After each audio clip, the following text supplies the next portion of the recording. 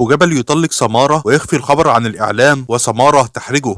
تألق الحارس أبو جبل في بطولة كأس الأفريقية 2022 وحاز على إعجاب الجمهورين المصري والجزائري بسبب تألقه اللافت للنظر مع المنتخب المصري. وقد نال أبو جبل حب الجمهور المصري والجزائري نظرا لزواجه من سمارة ملكة جمال الجزائر، حيث يطلق عليها الجمهور الجزائري نسيبنا، إلا أن الحقيقة أن أبو جبل لم يعد نسيب الجزائريين، فقد طلق سمارة ملكة جمال الجزائر وأخفى ذلك عن الإعلام. وفتح حارس مرمى نادي الزمالك محمد أبو جبل التكهنات حول انفصاله عن زوجته الجزائرية الأميرة سمارة يحيى، حيث قام بإلغاء متابعتها على مواقع تبادل الصور والفيديوهات انستجرام. ولم يكتفي محمد أبو جبل بذلك، بل قام بحذف صورها معه على حسابه، حيث قام أبو جبل بحذف صورته مع زوجته التي نشرها في 13 مايو من العام الجاري، والتي كان يهنئها فيها بعيد الفطر. وقامت زوجة أبو جبل بإلغاء متابعته هي الأخرى على انستجرام، وقامت بحذف صورهم معا، كما قامت بإحراجه أمام الجمهور مرتين، الأولى في أحد مباريات المنتخب المصري، فقد هنأت المنتخب المصري بوضع صورة صلاح على حسابها دون أي ذكر لزوجها، والأخرى بمواساة المنتخب المصري بعد خروجه دون أي ذكر لزوجها أيضا. كما أثيرت الشكوك حول انفصالهما، خصوصا بعدما قالت الأميرة سمارة في منشورها عبر موقع تبادل الصور والفيديوهات الخاص بها انستجرام: كلما استشعرت جمال الحياة بداخلك، كلما انعكس هذا الجمال على حياتك وأصبحت أجمل. والتي حكم البعض على علاقة الحارس المصري محمد أبو جبل وزوجته الجزائرية الأميرة سمارة يحيى بالانفصال، وأن هذا المنشور تقصد به زوجها أبو جبل. وزادت الشكوك حول انفصالهما حدة بعدما خرج أبو جبل مع الإعلامي المصري عمرو أديب دون أي ذكر لزوجته الجزائرية، حديث رواد مواقع التواصل الاجتماعي، والذي يؤكد خبر انفصاله عنها. يذكر أن محمد أبو جبل حارس مرمى الزمالك ومنتخب مصر قد عقد قرانه من الجزائرية أميرة يحيى سمارة ملكة جمال العرب لعام 2019 في إبريل من العام 2021 في حفل عائلي بأحد فنادق التجمع في مصر. أخيرا ندعوكم للاشتراك بالقناة وعمل إعجاب بالفيديو ليصل لكم جديد فيديوهاتنا.